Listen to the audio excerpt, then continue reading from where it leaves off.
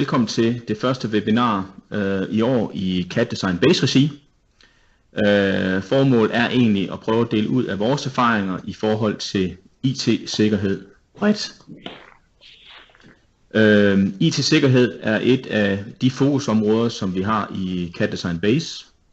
Det er jo et enormt stort, bredt område, der strækker sig fra IT-sikkerhed i forhold til servermiljø, henover sikkerhed i forhold til det netværk, som man har, ud til klienterne og i sidste ende brugersikkerhed.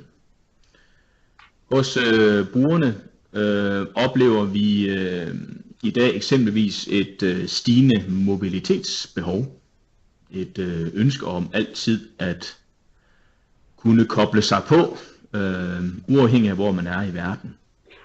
Og det er ikke kun fra bærbare, men fra hvilket som helst device eller enhed man har. Det kunne være tablets, iPhones eller Androids. Også anvendelsen af de sociale medier, såsom LinkedIn eller Facebook, stiller nye krav til IT-sikkerheden. Platform, som jo både bruges privat såvel som arbejdsmæssigt. Til at inspirere os i dag i forhold til hvilke udfordringer man møder IT-sikkerhedsmæssigt bredt og specifikt i forhold til ens brugere, så har vi i CAD Design Base regi allieret os med Jan Minke. Jan har over de sidste 20 år primært arbejdet med sikkerhed, både som IT-ansvarlig hos Telenor og som specialist med egen virksomhed. Inden jeg lige giver ordet videre til Jan, så har vi jo valgt at mute. Hvis ikke jeres mikrofoner er muted, så må I godt lige mute dem af hensyn til baggrundsstøj. Dermed ikke sagt, at I ikke må stille spørgsmål undervejs. Jo flere spørgsmål, jo bedre. Så skal I egentlig bare lige selv unmute, og så ellers bare skyde løs på Jan. Jan, er du stadig med os? Ja. Så vil jeg egentlig give ordet til dig og din præsentation. Hvis der er nogen, der ikke kan se præsentationen, så unmute lige og gør opmærksom på det. Så må vi også lige have vores tekniker til at kigge på det. Men værsgo Jan, ordet er dit. Tak skal du have, Ole. Og tak fordi at du har kommet her i dag og prøve at snakke lidt omkring IT-sikkerhed, som jeg rigtig nok jeg har arbejdet en del år med, og som jeg har fundet og finder stadigvæk meget, meget spændende, fordi det er jo en ting, der hele tiden flytter sig. Meget, meget kort omkring mig selv. Jeg er i dag administrerende direktør i en virksomhed, der er Infinigate Danmark. En del af en gruppe, og som Ove også var inde på, så har jeg arbejdet med IT-sikkerhed stort set siden 1994, hvor jeg startede med det, hvor det var løsninger meget rettet mod de store finansielle institutter og så videre, til i dag, hvor vi er meget, meget bredt spændende og så videre. Meget kort omkring Infinigate, hvor jeg kommer fra i dag. Jamen, vi er en gruppe, hvor vi er i 8 lande. Vi omsætter for knap 1,45 milliarder danske kroner. Vi er cirka 200 mennesker, og vi arbejder alle sammen i IT-sikkerhed som value-added distributører. Det vil sige, vi repræsenterer en lang række forskellige agenturer i de respektive lande, og så har vi en lang række gode partnere i alle lande, som ligesom, fronter slutkunder. Virksomheder med løsninger, det her, hvor vi så besidder kompetencen omkring de her løsninger og så videre.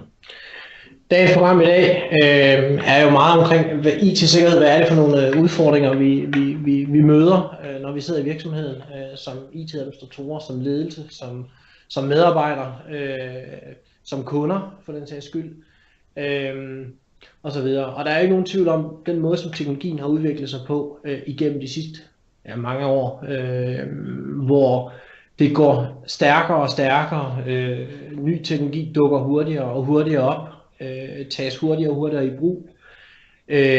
Der kommer mange flere forskellige enheder, der bliver langt mere, intelligente, kan mange flere ting, kan lære meget mere data, bliver billigere og billigere, det vil sige tilgængeligheden for stort set alle bliver nemmere og nemmere, og det vil sige, at dem, der ønsker at bruge dem forretningsmæssigt og så videre, får nemmere ved det.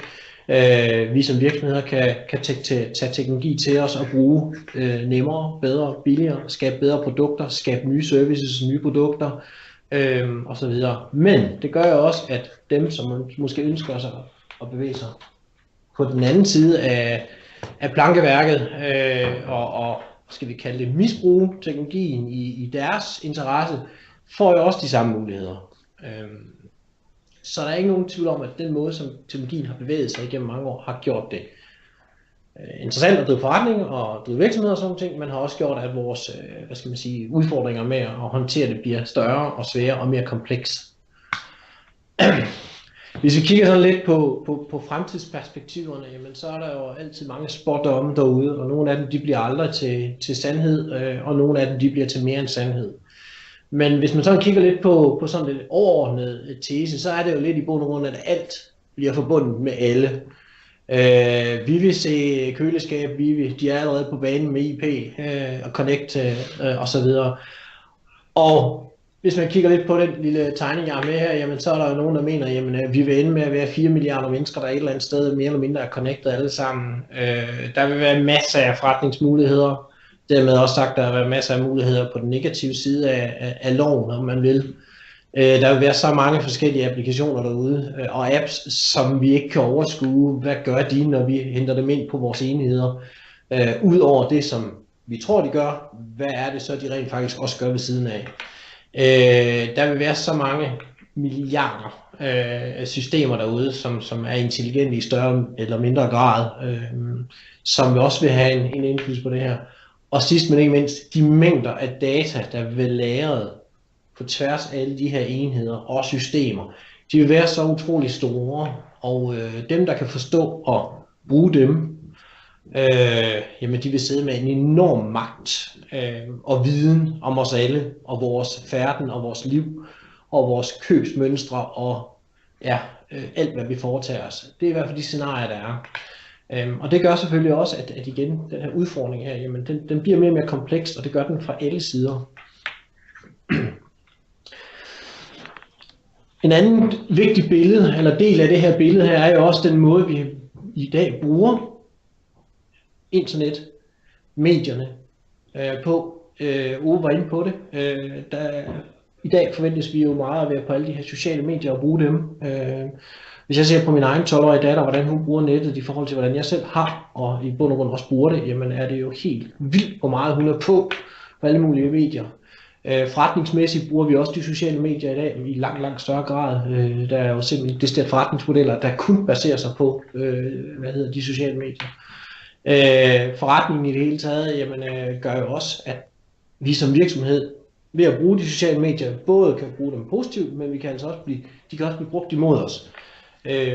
Der er jo ikke nogen tvivl om, at den måde vi kan kommunikere på i dag er jo, at vi kan sende nogle budskaber ud om stort set hvad vi har lyst til med sådan en enorm kraft og hurtighed, og det kan blive vendt mod virksomhederne. Vi har jo set det her, som de kalder shitstorms, hvor virksomheder er kommet under beskydning på de sociale medier, fordi de har begået sig i nogens øjne negativt, dumt osv.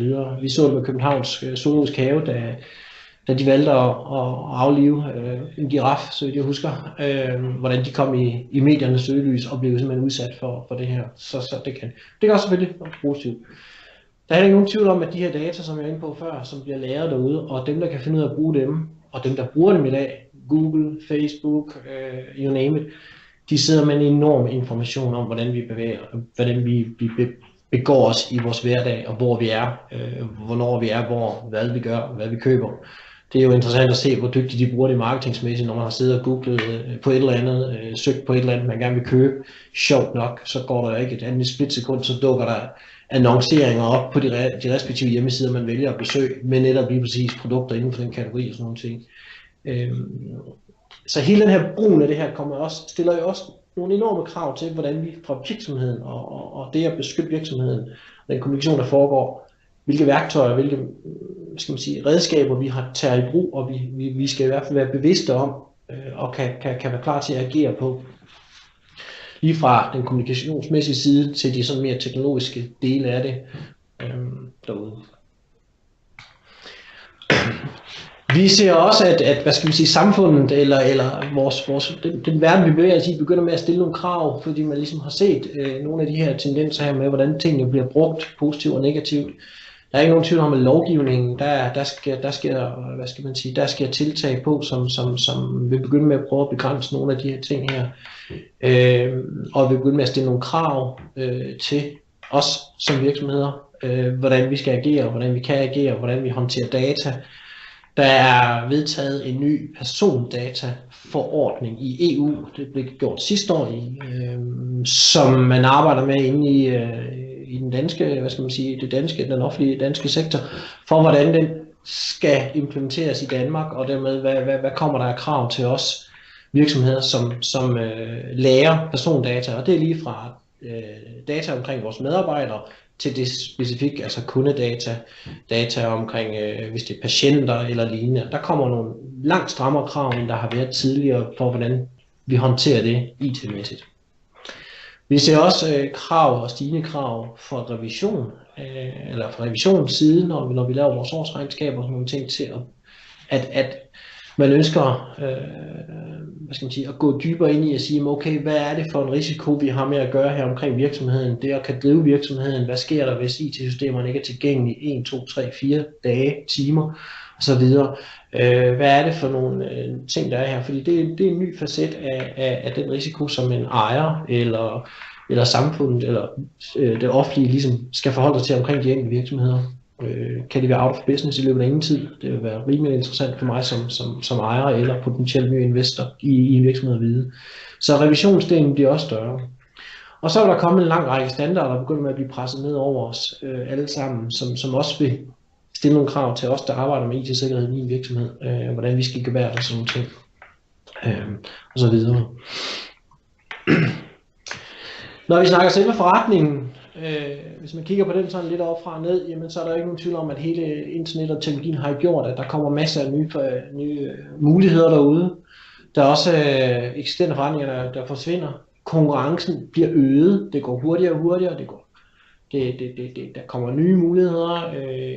Et godt eksempel er selvfølgelig, hvordan Netflix simpelthen har taget markedet fra i princippet Blockbuster, som jeg tror måske egentlig kunne have været Netflix i dag, hvis de har ligesom været vågne, ikke? Og det har man set igennem selvfølgelig hele historien, at det her det sker.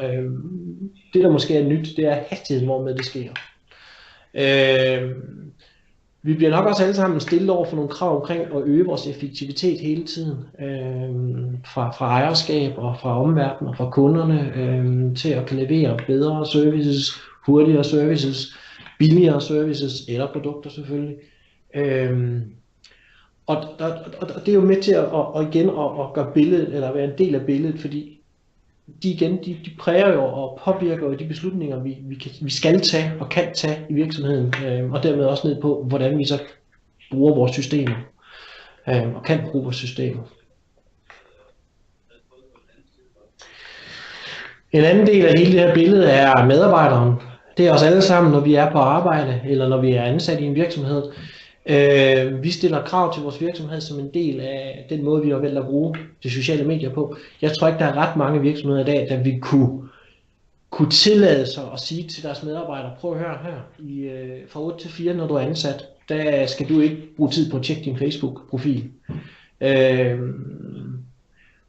Det tror jeg, at man ikke vil slippe ret meget, eller slippe ret meget, eller godt fra som virksomhed i dag, specielt i vores del af verden, og måske specielt underkøbet her i Norden, hvor vi har en kultur for en vis fleksibilitet, der vender begge veje. Og jeg tror, mange kan bare spørge ind til sin egen virksomhed, og kigge lidt på den og sige, okay, hvis vi satte det krav, at det var slut med at bruge Facebook i arbejdstiden fra nu af, jamen, så tror jeg, at rigtig mange medarbejdere vil sige, så er det ikke nødvendigvis den virksomhed, jeg ønsker at være ansat i. Så det er også en del af billedet. Vi oplever måske også en mere flydende grænse mellem arbejdstid og fritid, og det gør også igen, at medarbejderne den vej rundt stiller nogle krav til de værktøjer, der skal være til rådighed.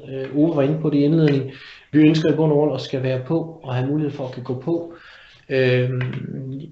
For min egen situation, jamen, altså, når jeg er væk, jamen, hvis der er en, der ringer og siger, at der har behov for, at jeg på nogen kan hjælpe med et eller andet, jamen, så skal jeg gerne kunne gå på vores systemer, hvor jeg kommer fra, og kan udbedre det, kan fikse det, kan sende en ordre, kan bestille en ordre osv.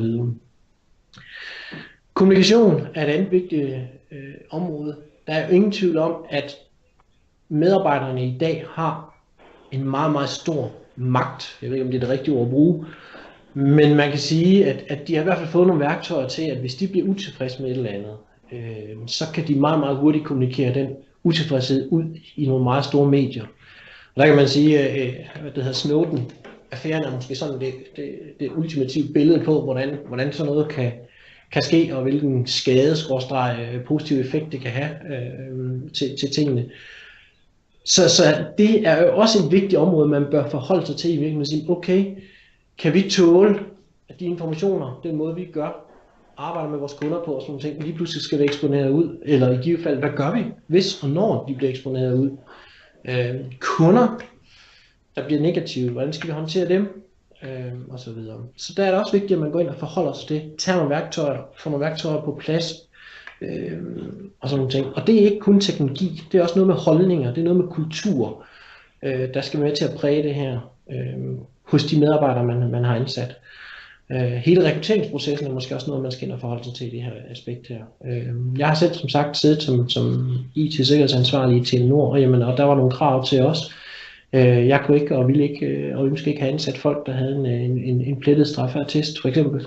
Vi skulle arbejde med det danske militær, der var også nogle sikkerhedsgodkendelser og sådan noget. Så hele rekrutteringsprocessen, når man skal ansætte medarbejdere, er måske også en facet, man skal have med i billedet. Og alle disse her forskellige områder gør jo selvfølgelig, at langt hen ad vejen, så er vi bare udsat for, at det er et meget, meget komplekst område at skal arbejde med, hvis man tager de store briller på.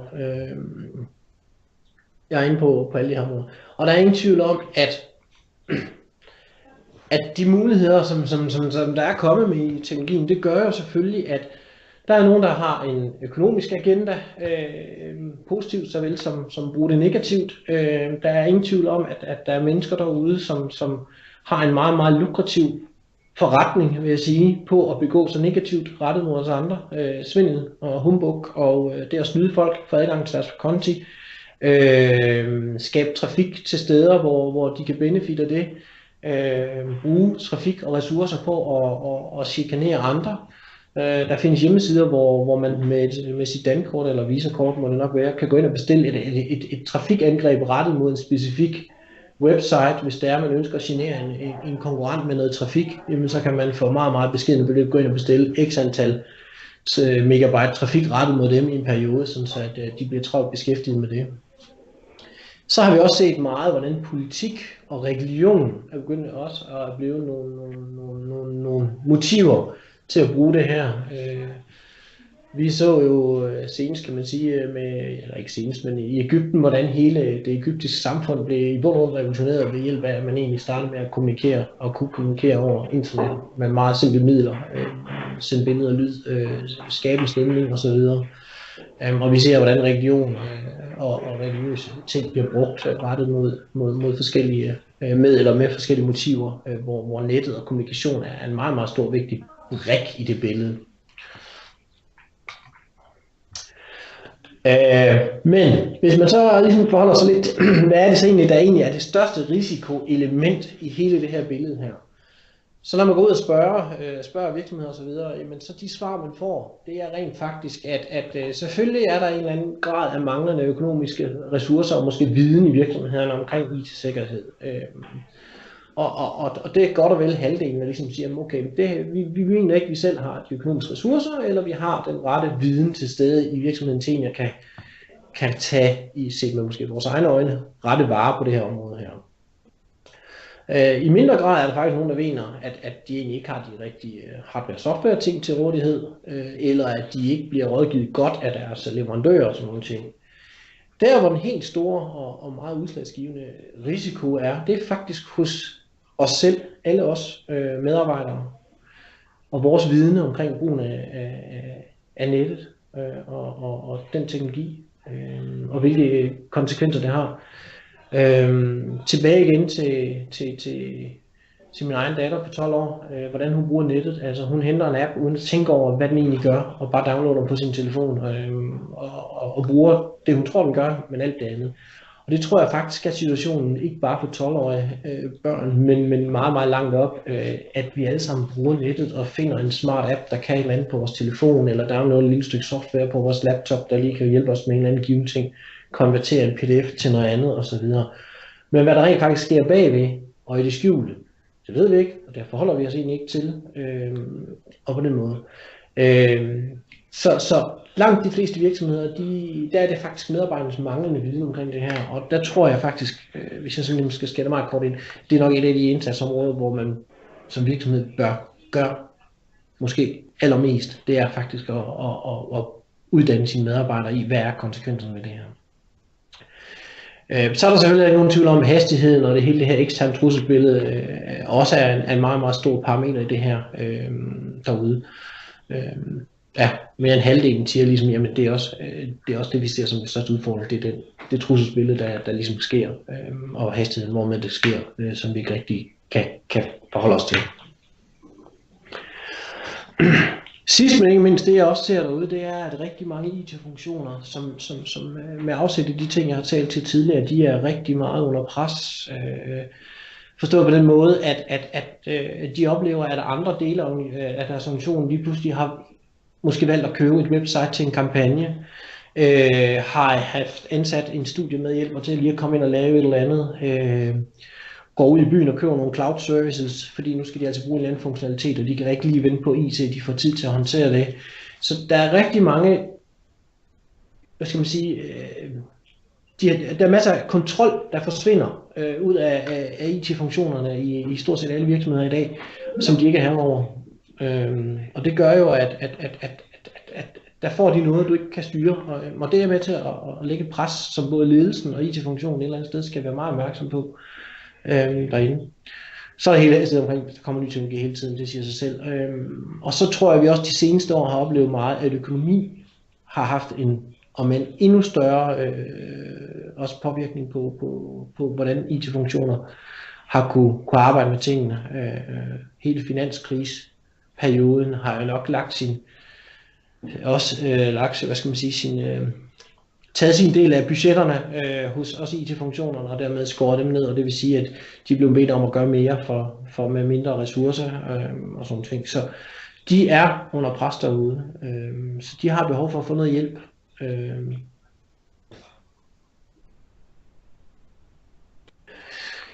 Hvis vi også skal prøve at se lidt på de forskellige teknologier og man kan sige, hele IT-sikkerhed og teknologierne vil vi jo kunne sidde og snakke om i flere uger, han har sagt, og det er ikke det, der er meningen i dag, men egentlig for ligesom at se, hvad er det egentlig for nogle mekanismer, som man trods alt kan arbejde med herude, og hvad er det, når vi snakker medarbejdere, vi måske kan arbejde med, og de enheder, som de vælger at bruge derude.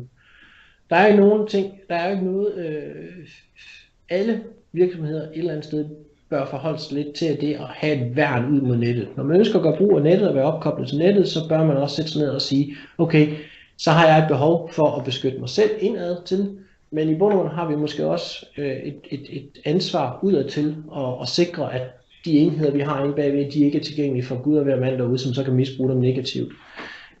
Og til det værktøj, der bruger man typisk det, der hedder en firewall, og i dag er en firewall mange ting. Det er selvfølgelig et værn mod nettet, men i dag er det også et opkoblingspunkt, som man som medarbejder via sin laptop eller sin device kan koble op til, og dermed få det, man kalder en VPN-forbindelse ind til sit netværk og kan tilgå server, ressourcer, regnskabssystemer, ordresystemer, salgssystemer, CRM-systemer osv. igennem. Det er også i dag der, hvor man egentlig typisk lægger noget spamfiltrering ind i og kan gøre. Det er også der, man lægger noget virusfiltrering ind i dag. Så i dag er en firewall efterhånden en meget kompleks enhed. Det der er hele summen er, at den beskytter selvfølgelig de enheder, der er bag ved den her ud mod nettet. Men i det øjeblik, vi så tager vores bærbar eller vores smartphone eller vores tablet og bevæger os uden for nettet, så er vi ligesom ubeskyttet der. En anden ting, en firewall heller ikke ligesom beskytter imod, det er rent faktisk, hvis en medarbejder vælger at sætte et trådløst netværk op inde bag ved firewallen, og af den vej skabe et netværk ud. Fordi det kan den ikke tage vare på. Men en firewall er et værktøj, man bør have på plads. Hvad er det så for nogle klienter, vi har derude? Jamen de mest åbenlyse, det er selvfølgelig server, PC, laptops, de er sådan rimelig synlige og til at forholde sig til. Vi er også efterhånden blevet rimelig gode til at forholde os lidt til, om der er noget, der hedder smartphones, der er noget, der hedder tablets. Der hvor jeg oplever, når vi er ude i virksomheder og hjælper dem med at identificere, hvad er det egentlig for nogle enheder og devices, vi egentlig har arbejdet med her i virksomheden. hvor jeg ikke tror, jeg endnu har været ude hos en eneste virksomhed, der ikke har fået sig en meget, meget stor grad af aha-oplevelsen, når vi ligesom har været i gang med at prøve at scanne netværk. Det er rent faktisk, at der dukker en masse enheder op, som de egentlig ikke har forholdt sig til. Her snakker vi videokameraer, vi snakker tv i dag, vi snakker diverse SAN, NAS, router, switche. Vi snakker køleskab, han har sagt, der er også connected. Vi snakker forskellige ting. Og det er egentlig bevidst, at jeg har lagt et billede på af nogle ganske almindelige, eller ikke ganske almindelige, men relæer, altså installationer i dag, der er en del af styremekanismer, af lys, lydbillede, you name it. Der er så mange enheder på tværs af det hele. Og det at have overblik over de enheder, man har i sit net, og de enheder og devices, der tilgår ens net, det er et af de første steder, hvis vi snakker på den teknologiske del, at have styr og kontrol på sin IT-sikkerhed. Det er simpelthen at have det overblik. Hvis vi så snakker folk, der bevæger sig der bevæger sig uden for netværket og ligesom på en eller anden måde skal have adgang dertil, når de enten sidder derhjemme, eller når de er på landevejen, eller under rejser, eller på hoteller eller lignende, jamen så er der ligesom 5 områder, man bør gå ind og arbejde med. Det første, man bør forholde sig lidt til, det er adgang til selve enheden. Som jeg snakkede med en direktør om, en direktør i en virksomhed, det var at sige, at hvis jeg vil vide noget om din virksomhed, så vil jeg ikke bruge en masse krudt på at lege hacker og prøve at bryde igennem din firewall eller andet muligt andet. Jeg vil egentlig stille og roligt finde ud af, hvor det er, du bor, så vil jeg vente på, at du kører hjem fredag aften og kører hjem og læser din laptop af, og så kører du i sommerhus eller laver noget andet i løbet af weekenden, og så vil jeg egentlig bare stille og roligt bryde ind og sådan løbe med den, og så sætte mig hjem i fred og ro, og så finde ud af, hvad der egentlig er derpå. Så forhold sig lidt til, hvad er det for nogle enheder, og hvordan har man adgang til dem. Når det nu ligesom er, at de så skal adgang, så skal vi også være sikre på, at det er den rigtige person, og det er den rigtige enhed, der går mod vores systemer, det vil sige, at vi skal kan identificere dem, og det findes nogle værktøjer til. Vi skal sikre dataen mellem den klient og det netværk, den skal kommunikere mellem, og vi skal også sikre de data, der flyder til og fra nettet. Sidst men ikke mindst de data, der er på enheden, hvad med dem? Dem skal vi også ind og forholde os til. Hvad er det for nogle data? Og hvad sker der, når hvis smartphone, tableten, laptopen bliver stjålet? Hvad så? Hvis vi snakker adgang til enheden, så kan man sige, at det allerførste sted, og det nemmeste sted at starte, det er i bund og grund at indføre en ordentlig password-politik. Det vil sige, gå ind og have nogle krav til, hvor stærkt et password skal være. Det vil sige, hvor mange tegn, hvilke typer tegn skal det indeholde, hvor tit skal det skiftes, og sådan nogle ting. Og det er en meget simpel ting, men det koster lidt tid, og selvfølgelig kræver det også tid at administrere, men at gå ind og forholde sig til det er et meget simpelt skridt at tage, og det er et godt og nemt skridt. Så var jeg talt på det her med den fysiske adgang til enhederne, og man kan sige, hvorvidt man skal til at låse sin laptops inden, når man rejser fra sit hjem eller ej, det ved jeg ikke, men man skal i hvert fald forholde sig til det, ud fra hvor kritisk er de informationer og de muligheder, der er på den pågældende enhed, hvis og så frem den falder i andres hænder, og hvor nem er den at få adgang til det.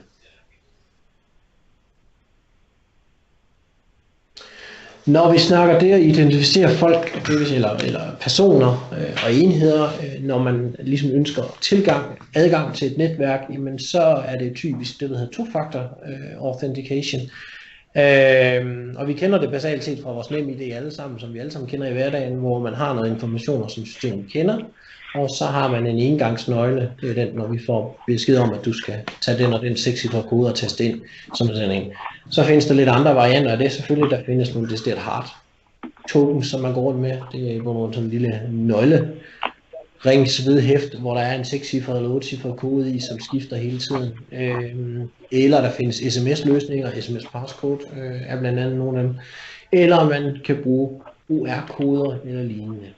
På og rundt så er det skåret over det samme, men det er et must have, når man skal ind. Og det er fordi, at hvis man bruger simpel password adgang, det vil sige, at man logger ind med sit helt normale traditionelle username, og man bruger sit helt traditionelle password, hvis det bliver opsamlet på vejen fra klient og ind til netværket, jamen så kan Gud og være mand bagefter gøre det. Ved de her to-faktor løsninger, jamen der har man en del, der er kendt, det kan godt blive opfanget, men det ukendte, den engangskode, man sender ind, den skifter fra gang til gang, og det vil sige, at så kan man ikke bare opsamle det, og så trænge ind i systemer den vej.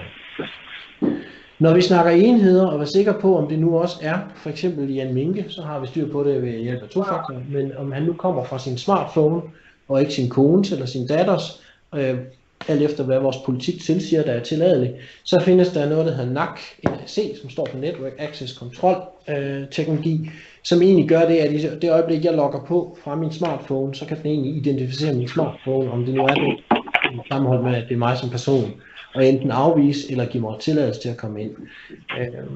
Så det er en teknologi, man kan tage i brug, og det vil sige, så med de to ting her, hvor man har den personlige identifikation, og man også har den fysiske enhedsidentifikation, har man egentlig godt kontrol på, hvem og hvad er det, der tilgår vores netværk. Så skal vi have sikret trafikken mellem de respektive enheder, eller enhed, og mellem enhed og netværk.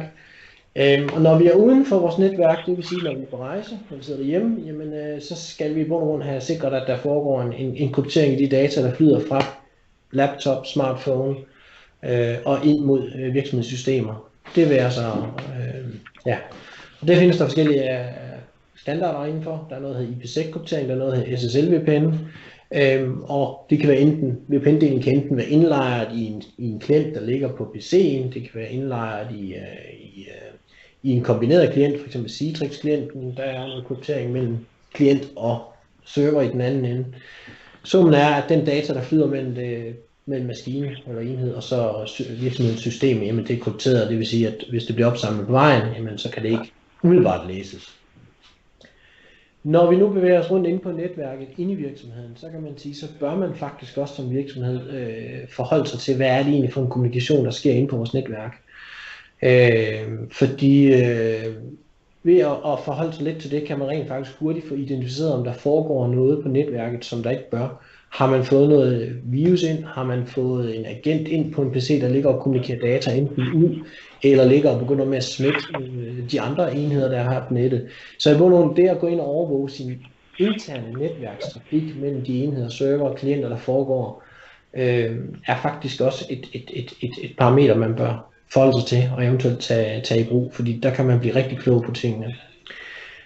På et tidspunkt arbejdede jeg i en virksomhed, hvor vi egentlig gjorde det, vi overvågede trafik, eller vi analyserede logfiler i firewalls, var det. Og deri kunne vi rent faktisk meget, meget hurtigt identificere, bare ved at gå den igennem med de værktøjer, vi ligesom brugte til det, og sige, hov, der står en PC over hos den her slutkunde her, som er inficeret med den og den virus. Det kunne vi simpelthen se på den netværkskommunikation, der var påbegyndt fra den pågældende enhed. Og det var lang tid før, at en given eventuel virusløsning havde identificeret, at den virus var der og sådan nogle ting. Så det at overvåge sin trafik og gennemgå sine logfiler er faktisk et vigtigt parameter også.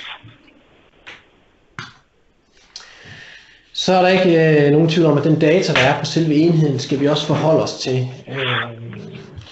Man kan arbejde med at kryptere den i forskellige niveauer, det vil sige, bliver den stjålet, bliver den forsvundet, så kan man ikke umiddelbart komme til den.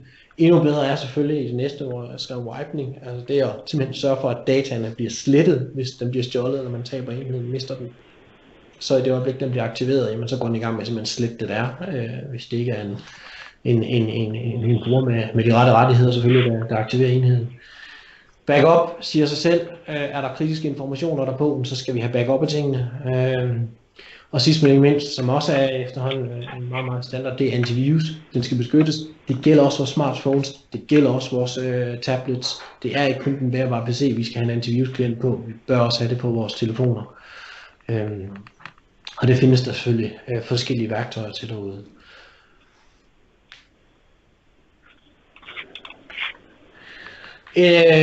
Det sidste eller et andet område, det er selvfølgelig også, når vi nu er uden for virksomhedens beskyttende miljø, om man vil, jamen så er vi nødt til at forholde os til, hvad er det, vi sidder og surfer på, hvordan styrer vi det, og så videre. Der findes der software firewalls, som simpelthen ligger på klienten og ligesom håndterer, at vi kommer ind.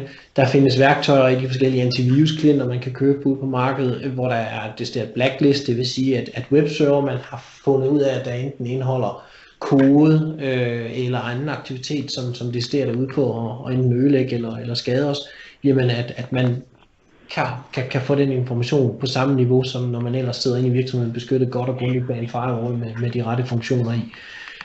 Det er vi nødt til at forholde os til på PC'en. Og der findes der igen en lang række ganske udmærkede udbydere af. Summen af det er, at det selvfølgelig kræver noget administration, og det kræver selvfølgelig også, at man skal sætte sig ned og have en holdning til det.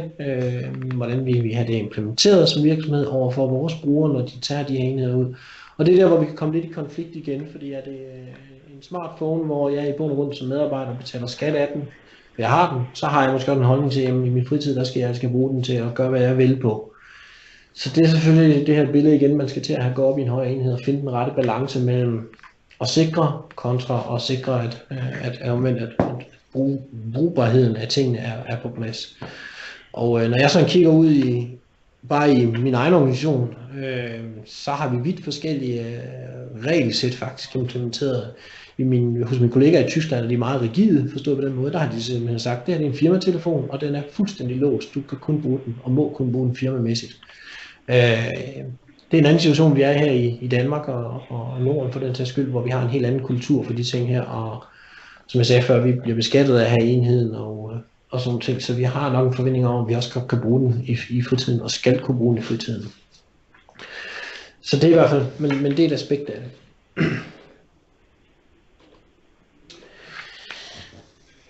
Jeg kunne blive ved med at snakke meget lang tid omkring IT-sikkerhed, og vi kunne bevæge os ind og gå dybere ind i netværk, og hvad gør man ind i virksomheden og sådan nogle ting. Og så kan vi blive meget teknisk orienteret, og det er egentlig ikke det, der er meningen med den seance i dag. Så hvordan kan vi sådan på måske lidt mere, eller på et mere overordnet niveau, begynde med at prøve at gribe det her an? Hvordan skal vi forholde os til det? Fordi i bund og grund, uanset om man er en lille virksomhed, eller man er en stor virksomhed, i bund og grund har man lidt de samme udfordringer at arbejde med. Der er fordelen i de store virksomheder, der har de måske nemmere ved at få og både have kompetencer, men også ressourcer til det. I mindre virksomheder kan det være svært at afse det i hverdagen, tiden til egentlig at sætte sig ned og så fordybe sig lidt i nogle af de ting her, og egentlig sætte sig ned og arbejde med dem. Men i stedet at starte, det er, at der findes den her 20-punktsmodel, som er fra en organisation, der hedder SANS, S-A-N-S, hvor de egentlig har sat sådan 20 kritiske punkter op, som man egentlig bør forholde sig til i sin netværk, i det miljø, man arbejder i. Nu vil jeg ikke gå alle 20 igennem og så videre, men den er faktisk rigtig god, fordi man kommer egentlig meget, meget godt rundt om hele IT-sikkerhedsproblematikken og de punkter, som man bør forholde sig til, og hvor man i hvert fald kan gå ind og sige, okay, på det område her, der har vi den her risiko, vi ved det, vi har forholdt os til den, og vi har vurderet, at vi ikke bør iværksætte nogle tiltag, systemer, uddannelse osv. i. Men den er faktisk rigtig god, og der kan læses meget mere om den ude på SANS hjemmeside osv. Det er i hvert fald et sted at starte, hvis man ligesom sidder og siger, okay, hvad gør jeg? Jeg sidder her med et hvidt bart stykke papir foran mig. Nogle af punkterne her igennem, som er interessant, og som jeg også var inde på, det er selvfølgelig som punkt 1, rent faktisk, som jeg også nævnte, det var det her med at have et overblik og styr på, hvad er det for nogle enheder, autoriserede såvel som uautoriserede, der rent faktisk tilgår vores miljø.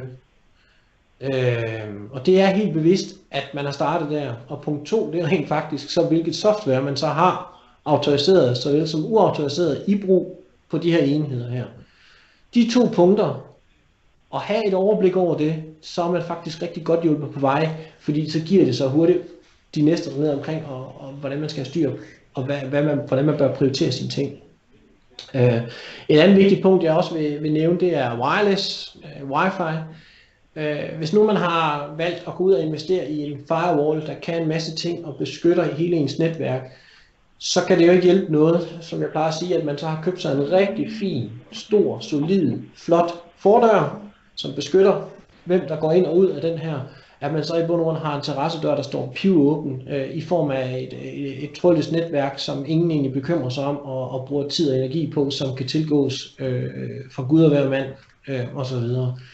Så det er også lige at have den facet med, er altså også et vigtigt billede, og det er tit et meget overset område, når jeg er ude og møder virksomheder derude. Og wifi må vi bare erkende, det bliver en større og større del også, som er hele i indledningen, jeg sagde det her med at være always on og sådan nogle ting, det bliver vejen frem.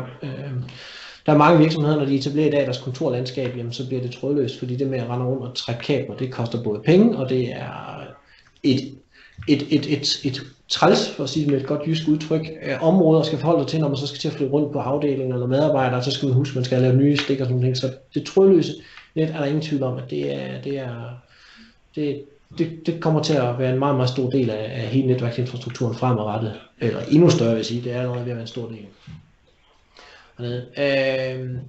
Af andre områder, jeg egentlig også vil lige udpege, så er der lidt det her med, og det er det, der hedder punkt 15, det med at have kontrol på, hvad man har adgang til. Jeg ved godt, at vi specielt måske i Danmark har meget, meget stor tillid til hinanden, og vores måde at bruge og have tilgang til data på. Men hvis man forholder sig lidt til situationen, at jeg som medarbejder modtager en e-mail, hvor i der er vedhæftet en lille program med ransom software eller ransom malware, som begynder med at ligge og kryptere mine data og de data, jeg har adgang til. Så bliver det lige pludselig et problem, at jeg måske har adgang til en masse nice to have data på vores fælles drev rundt om i virksomheden. Fordi de vil altså også stille og roligt ligge og blive krypteret. Så det at ligesom kan begynde med at skærme eller segmentere ens data og adgang dertil, det er egentlig ikke, det er faktisk et område, man bør have med ind i, og det er ikke kun ud fra, jamen du må ikke se det, fordi du har ikke den rigtige position i virksomheden eller lignende. Det er ligesom også ud fra, at det er utilsigtet rent faktisk, at dataen kan blive skadet, og den vej rundt. Så det er også et andet område, jeg synes, man bør forholde sig lidt til at sige, okay, har vedkommende egentlig behov for at have adgang til lige præcis det her drev, eller de her data, den her del af et system. Så ja. Men en rigtig god model, som jeg kan kun anbefale at tage udgangspunkt i, hvis man ligesom sidder helt fra start af. Et andet sted, man også kan gå ind, så kan man sige, at Dansk Industri og hvad skal man sige, E-Tech, som er foreningen af internetudbydere og teleselskaber osv., og Ministeriet for Videnskab har i fællesskab prøvet at sætte sådan, okay, hvis vi skal prøve at gøre det her til noget meget, meget nemt og forholdsvis overskueligt, hvordan kunne så sådan en 10-punkt eller 10 gode råd egentlig se ud til virksomhederne. Og det har udmøntet sig i den her sådan liste her, hvor det første punkt, man har ligesom sagt, det er, at jamen, der er ingen tvivl om, hvor ansvaret for IT-sikkerheden i en virksomhed det er, og det skal være, og det er hos ledelsen. Dermed ikke sagt, at ledelsen skal iværksætte tiltag og sådan noget, men ledelsen skal i hvert fald gøre sig sit ansvar bevidst, og de skal sikre, at virksomheden ligesom varetager de data, man har internt, sine kundeoplysninger osv. på en forsvarlig måde, og ud fra det ligesom lægge, vejen frem for, hvordan skal vi håndtere det her. Så siger man også, at man bør lave en sikkerhedspolitik, og en sikkerhedspolitik, jamen det er jo bund og grund en, hvor man går ind og definerer, hvordan vil vi arbejde med det her, hvordan skal medarbejderne begå sig omkring de ting her, osv. Simpelthen få den udarbejdet, få den implementeret, få den kommunikeret ud, ovenikøbet måske også gå ind og ligesom kigge i den del af personalepolitikken og sige, okay, hvad har det her ting, hvad er konsekvenserne, hvis man bryder de her regelsæt og så videre. Simpelthen få lavet sådan en politik og få den defineret. Så er der ingen tvivl om, at man skal forholde sig lidt til, hvad er det egentlig for nogle aktiver, og hvad er det for nogle ressourcer, hvad er det for nogle vigtige eller værdifulde elementer, man har i sin virksomhed, i sin forretning. Hvad er det egentlig, der er de kritiske ting i vores virksomhed? Hvad er det, der ikke tåler, enten at blive ødelagt, eller stoppet i en periode, eller hvad er det for nogle fortrolige data, vi besidder med, hvad er det for nogle kemiske former eller lignende, som vil være rigtig værdifuldt, eller vil give os et kæmpe tab, eller det er måske lukke virksomheden, hvis de ikke er til stede, eller ikke tilgængelige, eller systemer nede, osv. Og så ind og få lavet en risikovurdering af, okay, hvor kritisk er det her, hvordan skal vi prioritere vores indsats, og så vi ikke. Det giver ikke mening at investere 100.000 kroner for at beskytte noget, der er en 10'er værd, altså i bund og grund. Det er sådan simpelt. Så egentlig at få hele det arbejde gjort og så videre. Et andet vigtigt område, det er at skabe en kultur omkring sikkerhed, omkring det med sikkerhed. Altså få sine medarbejdere gjort bevidst omkring, hvad er konsekvenserne, når du gør det her? Hvad er konsekvenserne, når du henter en mail ind, hvor der tilfældigvis er hentet et eller andet? Hvad er konsekvenserne, når du åbner en e-mail fra nogen, du måske ikke rigtig ved, hvem er fra? Og så videre. Arbejde med det, uddanne ens medarbejdere i det. For det er jo ikke fordi, jeg tror, at nogle medarbejdere bevidst ønsker at skade sin virksomhed ved at bare sidde og læse en tilfældig mail, der kommer ind og få den aktiveret. Så det er et spørgsmål om viden, det er et spørgsmål om at få dem uddannet i og kan takle de ting, de er bemødt med. For det foregår, og det foregår hver dag. Vi kender det alle sammen, vi får mail ind fra et eller andet tilfældigt, vi aldrig nogensinde aner hvad. Vi kan sågar risikere at få mail ind fra nogen, vi ved, hvem er, og som vi er vant til at kommunikere med. Men i dag der er den mail tilfældigvis, fordi afsenderen er blevet inficeret med et eller andet, er den blevet inficeret med et eller andet, så vi lige hurtigt har fået en masse ind. Så det er at lære medarbejderne at arbejde med de ting her. Når de går ud på websites, hvad sker der så? Kan de få kode ned på deres PC, som igen begynder med at gøre ting? Det er også en vigtig brik. Så tilsiger det også, at man bør egentlig udpege en, som ligesom skal være IT-sikkerhedsansvarlig, og dermed ligesom få, ikke så meget for at få aben placeret, men mere for at få skabt fokus på det i organisationerne, og der er nogen, der arbejder med det her som en del af deres opgaver, så der kommer fokus på IT-sikkerhed. Altid sørge for, at ens software og systemer er opdateret med de seneste patch og sikkerhedsfunktioner. Og der kan man sige, at der må man sige, at Microsoft har gjort rigtig meget over de sidste år, for at ligesom tage vare på deres del af billedet, men der er mange andre systemer end dem. Så altid sørge for, at de er opdateret, så man fjerner de risici, der er erkendte sårbarheder, huller i software, systemer derinde. Og det er vigtigt, at man kommer alle systemerne rundt om alle systemerne. Backup er også et vigtigt punkt, og det tror jeg ikke, der er ret mange, der er i tvivl om i dag. Men alligevel ser jeg virksomheder, der har systemer, som der ikke er backup af, og en dag bryder det ned, eller forsvinder, eller lignende, og så står man der. Et andet parameter, jeg har set ret tit, det er, at man egentlig har en backup, den har kørt i årevis, og man kan tjekke hver dag, jamen den har kørt backup. Den dag uheldet er ude, og man så rent faktisk skal have genetableret de data, der måtte være forsvundet, blevet defekte, så kan man rent faktisk ikke genetablere ud fra den backup, man har kørt, af forskellige årsager. Så det er rent faktisk aftest, at ens backup rent faktisk kan genetablere de data. Det er altså også et vigtigt parameter. Antivirussoftware, jamen selvfølgelig. Sørg for at have beskyttet sine klienter. Sørg for, både når de er inden for virksomhedens rækkevidde, og når de er uden for virksomhedens rækkevidde, at de er beskyttet med antivirus-software løbende. Man bør have en firewall, og en firewall kan være mange ting. Mange tror, fejlagtigt, at det at have NAT i sin router fra sin internetudbyder, så har man en firewall. Det er en meget stor sandhed med modifikation. NAT er selvfølgelig et vigtigt parameter i det at beskytte sit interne netværk mod nettet, men det er langt fra nok. Så en firewall, der har de rigtige funktioner, de rigtige værktøjer til at kan kontrollere de data, der flyder ind og ud mellem internet og virksomhedsnetværk, er et must.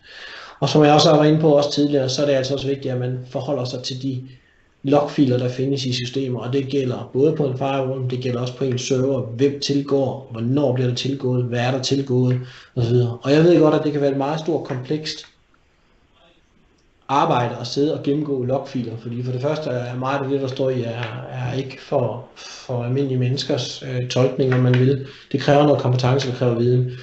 Men der er to løsninger på det. Der findes værktøjer derude, som kan gøre det, og der findes værktøjer, hvor man så kan gå ind og så få defineret nogle triggerpunkter, så hvis den hændelse figurerer i loggen, så skal man reagere, og man bliver adviseret om det. Og den anden vej er selvfølgelig at teame op med nogle partnere, nogle kompetente serviceudbydere, som kan gå ind og lave det stykke arbejde for en og hjælpe en med den opgave. Men det er et rigtig vigtigt punkt, og det er der, man kan fange rigtig meget af det, der sker.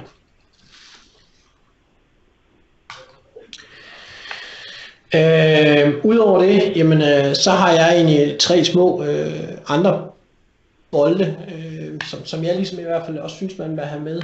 Jamen, det at finde en metode eller et værktøj, en standard, der ligesom kan passe til den situation, man er i som virksomhed.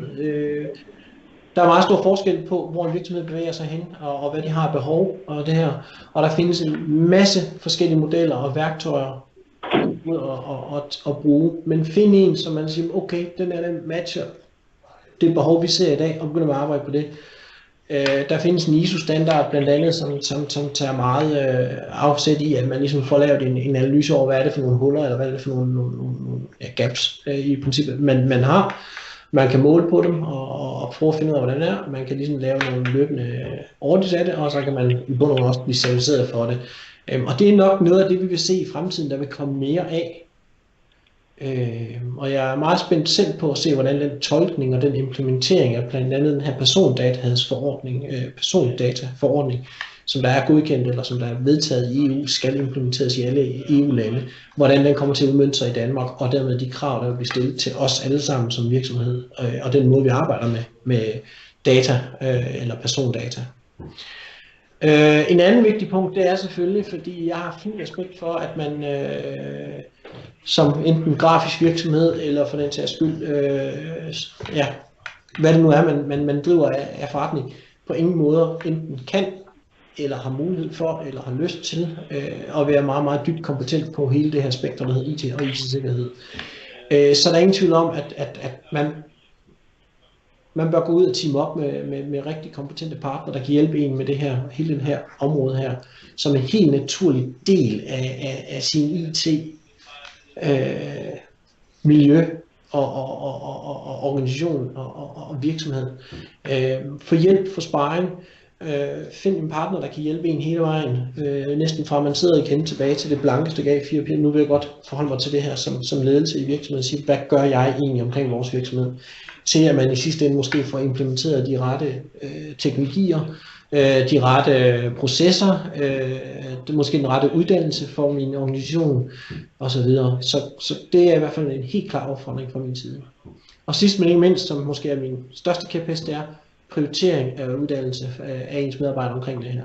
Fordi så kan man løse, og man kan imødekomme rigtig mange ting af de utilsigtede ting, der sker i virksomhederne. Og det er lige fra folk, der bliver ringet op og bliver spurgt om deres password, til at modtage e-mails med ting i, til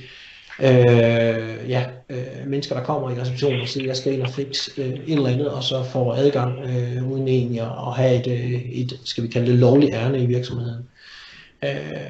En af vores andre partner, som arbejder rigtig meget med sikkerhed også, laver faktisk en test hos en meget, meget stor dansk, meget kendt virksomhed, hvor de sendte en af deres medarbejdere op og sagde, at jeg skal ind og have møde med den og den, og jeg har aftalt, at jeg bare kan gå op på hans kontor og vente på, at han kommer. Han blev lukket ind og gik op og kunne frit bevæge sig rundt på gangen i den her store virksomhed.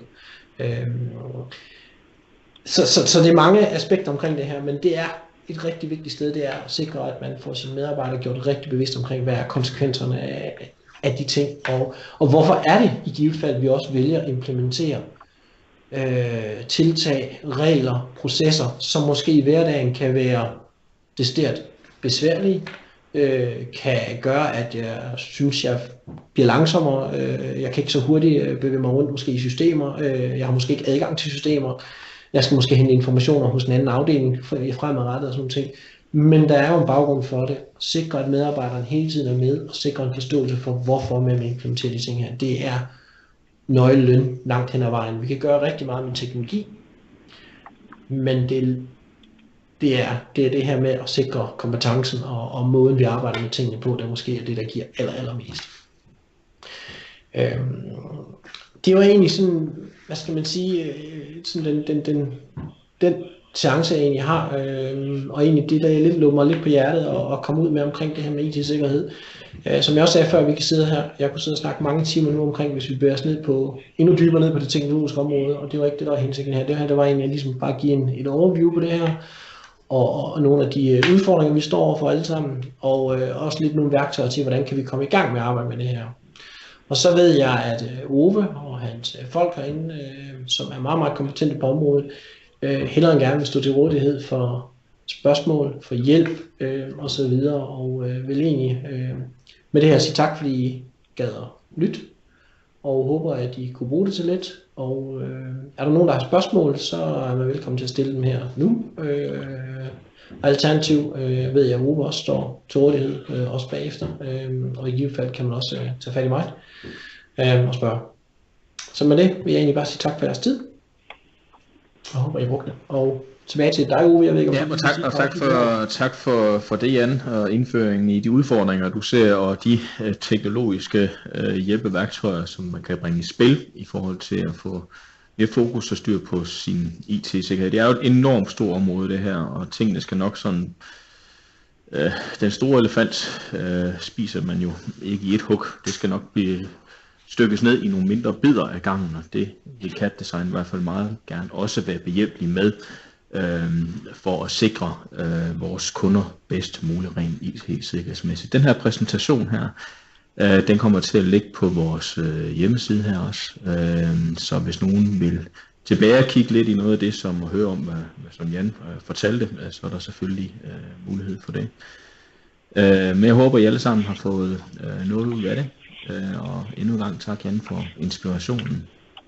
Og med disse ord, så vil jeg slutte. Så vil vi slutte herfra CAD Design Base, og ønsker jer alle sammen en fortsat god dag.